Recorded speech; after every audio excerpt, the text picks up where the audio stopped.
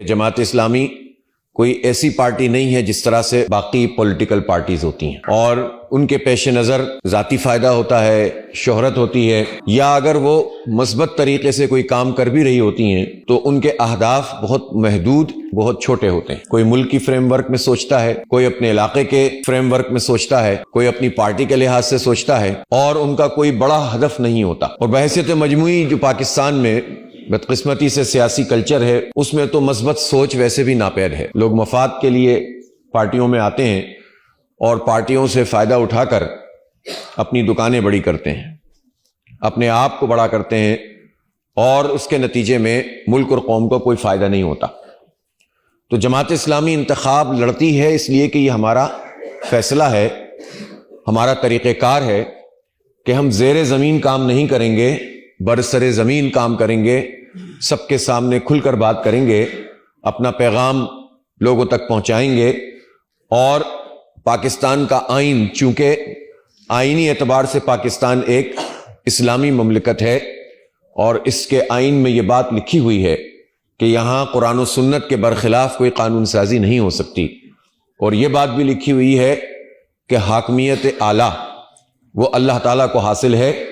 اس کی مرضی کے بغیر کوئی نظام یہاں نہیں بن سکتا۔ تو دستوری اور آئینی لحاظ سے یہ ایک اسلامی ریاست ہے، اور جب یہ دستوری اور آئینی اعتبار سے اسلامی ریاست ہے تو جماعت اسلامی کا یہ فیصلہ ہے کہ ہم کوئی زیر زمین کام نہیں کریں گے، برسر زمین جد و جہد کریں گے، اور رائے عامہ کے ذریعے، عوامی تائید کے ذریعے انقلاب لے کر آئیں گے، نظام کو بدلنے کی جد و جہد کریں گے۔ اور اس کے لیے انتخاب ہوگا تو انتخاب میں بھی حصہ لیں گے، اور انتخاب میں بھی ہم وہ سارے کام نہیں کریں گے جو دوسرے لوگ اختیار کرتے ہیں، زبردستی مسلط ہونے کا کام، اسٹیبلشمنٹ کے سہارے نمبر بدلنے کا کام، یا ایسا کوئی کام کہ جس کے نتیجے میں ہماری اپنی شناخت، اپنی پہچان اور اپنی تحریک کے اوپر کوئی حرف آئے۔ ہم اپنے اصولوں کی بنیاد پر کام کریں گے۔ تو ہم سیاسی جماعت ہیں اور ہمارا مقابلہ مختلف جماعتوں سے ہوتا ضرور ہے، لیکن در حقیقت جماعت اسلامی کا کوئی مقابلہ یا کمپیریزن کسی دوسری سیاسی جماعت سے ہو نہیں سکتا، اس لیے کہ جماعت اسلامی سیاست کو عبادت سمجھ کے کرتی ہے۔ جماعت اسلامی سیاست اس لیے کرتی ہے کہ سیاست کا مطلب صرف انتخاب جیتنا، ہارنا یا حصہ لینا نہیں ہوتا۔ سیاست کا مطلب ہے اجتماعی معاملات، اس کی تدبیر کرنا، معاشرے کو لے کر چلنا، اور ایک نظام قائم کرنا۔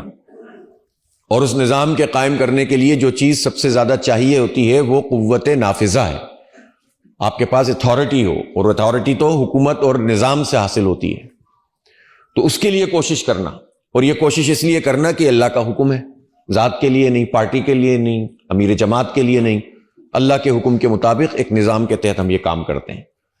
تو اس لیے دوسروں سے ہمارا تقابل اس میں تو ہوگا کہ کس نے زیادہ ووٹ لے لیے، کس نے کم لے لیے، کس کی مہم کیسی چل رہی ہے،